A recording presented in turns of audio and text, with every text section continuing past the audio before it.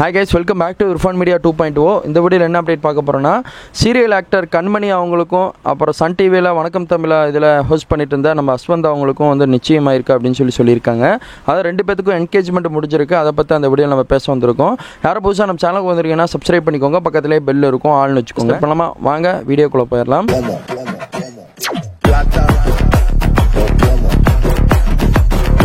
அதாவது பாரதி கண்ணம்மா சீரியலில் ரொம்பவே ஃபேமஸாக இருந்தால் நம்ம கண்மணி அவங்களுக்கு வந்து பார்த்தீங்கன்னா இப்போது என்கேஜ்மெண்ட் ஆயிருக்குன்னு சொல்லாங்க.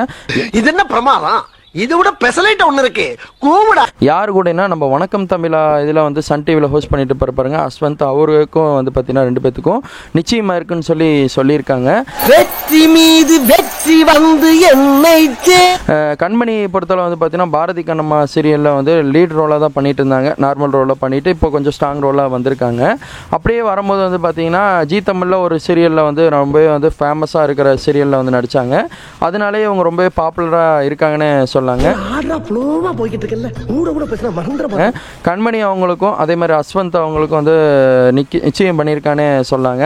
இவங்க ரெண்டு பேத்துக்கு நிச்சயமான காரணம் ஏற்கனவே வந்து பேசி வச்சு தான் பண்ணியிருக்காங்கன்னு சொல்லியிருக்காங்க. இப்போ நிச்சயமா இருக்கு. கூடி சீக்கிரத்தில் இவங்களோட கல்யாணம் வந்து நடக்க போகுதுன்னு சொல்லியிருக்காங்க.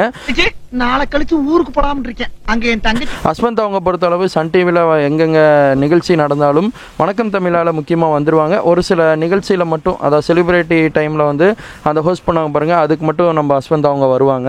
இப்போ